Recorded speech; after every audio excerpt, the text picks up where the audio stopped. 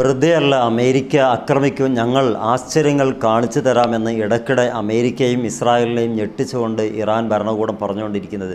അതിൻ്റെ പുതിയ തെളിവുകൾ സഹിതം ഫോട്ടോ സഹിതം പുറത്തു വന്നിരിക്കുന്നത് അമേരിക്ക എന്ന് പറയുന്ന രാജ്യത്തെ വെല്ലുന്ന രൂപത്തിൽ ചൈനയുടെ J-20 സ്റ്റെൽത്ത് വിമാനം ഇറാനു വേണ്ടിയിട്ട് ചൈനയുടെ സൈനിക അംബാസഡർ ഇന്ന് കൈമാറിയതായിട്ട്, അഥവാ അതിൻ്റെ ഒരു പ്രോട്ടോടൈപ്പ് കൈമാറിയതായിട്ട് ഇന്ന് റിപ്പോർട്ട് വരികയും അത് വളരെ വലിയ രൂപത്തിൽ ഇൻ്റർനാഷണൽ മീഡിയ നല്ല ഹൈപ്പ് കൊടുക്കുകയും ചെയ്തിട്ടുണ്ട്.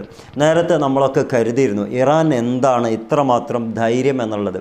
പക്ഷേ ഓരോ ദിവസം കഴിയുമ്പോഴും ഇതിൻ്റെയൊക്കെ അവസ്ഥകൾ മാറി മറിയുകയും ഇറാൻ അനുകൂലമായിട്ട് ടെക്നോളജിയും അതുപോലെ തന്നെ ഇൻ്റർനാഷണൽ ലെവലിൽ പിടിച്ചു നിൽക്കാൻ പറ്റിയ യുദ്ധതന്ത്രങ്ങളും അതോടൊപ്പം ആയുധങ്ങളും ഉപകരണങ്ങളും ഒക്കെ ഇറാന് ലഭിച്ചുകൊണ്ടിരിക്കുന്നു എന്നുള്ളതാണ്. അതിൻ്റെ അവസാന കണ്ണിയായിട്ടുള്ളൊരു വാർത്തയാണ് ഇന്ന് നമ്മൾ മനസ്സിലാക്കുന്നത്. ഇസ്രായേൽ എന്ന് പറയുന്ന രാജ്യത്തെയും അമേരിക്ക എന്ന് പറയുന്ന കിരാതമായിട്ടുള്ള രാജ്യത്തെയും ഒന്നാകെ ഇല്ലാതെയാക്കാൻ പറ്റിയ, അവരെക്കാൾ മുതിർന്ന അല്ലെങ്കിൽ ഉന്നതിയുള്ള ഏറ്റവും പ്രധാനപ്പെട്ട J-20 സ്റ്റെൽത്ത് വിമാനത്തിൻ്റെ പ്രോട്ടോടൈപ്പ് കാണിച്ചുകൊണ്ട് ഈ ചൈനയുടെ അംബാസഡർ ഒരു വാക്ക് പറയുകയുണ്ടായി. ഈ ലോകം ഭരിക്കാൻ ഒരാൾ മാത്രം ശ്രമിക്കരുത്, അഥവാ അത് ട്രംപിനുള്ള ഒരു വലിയൊരു കൊട്ടായിട്ടാണ് പറഞ്ഞു വെക്കുന്നത്. അതേസമയത്ത് സൈനിക കമാൻഡറായിട്ടുള്ള ഇറാൻ്റെ ആൾ പറഞ്ഞത്, ഞങ്ങൾ ഏത് സാഹചര്യത്തെയും നേരിടാൻ തയ്യാറായിരിക്കുന്നു. ഈ അമേരിക്കയോ ഇസ്രായേലോ ആക്രമിക്കുകയാണെങ്കിൽ അതിന് പ്രത്യാക്രമണം എന്നതിന് പകരം ആക്രമണം എന്ന രീതിയിലേക്ക് നമ്മുടെ കാര്യങ്ങളൊക്കെ നീക്കിക്കഴിഞ്ഞിരിക്കുന്നു. 2025 ജൂൺ മാസം 25-ാം തീയതി ഞങ്ങൾ അനുഭവിച്ച ആ പ്രത്യാക്രമണങ്ങൾ എന്ന രീതിയുണ്ടല്ലോ, അനുഭവിച്ച ആ അവസ്ഥയിൽ നിന്ന് തൽക്കാലം അതൊക്കെ മറന്നുകൊണ്ട് നിങ്ങൾ തുടങ്ങുകയാണെങ്കിൽ ആക്രമണം എന്നുള്ള രീതിക്ക് തന്നെ ഈ രണ്ട് രാജ്യത്തെയും ഈ രണ്ട് രാജ്യങ്ങളുടെയും അസറ്റുകൾ ഏതൊക്കെ രാജ്യത്തിലുണ്ടോ അവിടെയൊക്കെ ഞങ്ങൾ അറ്റാക്ക് ചെയ്യാൻ നന്നായിട്ട് ഒരുങ്ങിക്കഴിഞ്ഞിരിക്കുന്നു. ഇവിടെയാണ് ചർച്ച ചെയ്യപ്പെടുന്ന മറ്റൊരു കാര്യം.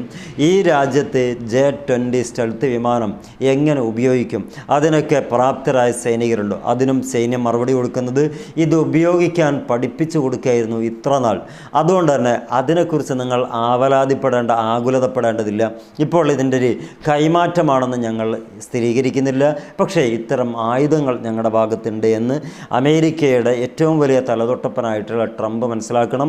ലോകത്ത് വിത്ത് പാകുന്ന എല്ലാ അരക്ഷിതാവസ്ഥയുടെയും ചൂട്ടുപിടിച്ചു കൊടുക്കുന്ന നെതന്യാഹുവും മനസ്സിലാക്കണം എന്ന് പറയുമ്പോൾ ഈ യുദ്ധം തുടങ്ങുകയാണെങ്കിൽ വളരെ വലിയ യുദ്ധമായി പരിണമിക്കുക തന്നെ ചെയ്യും എന്നുള്ളതിൽ യാതൊരു തർക്കവുമില്ല.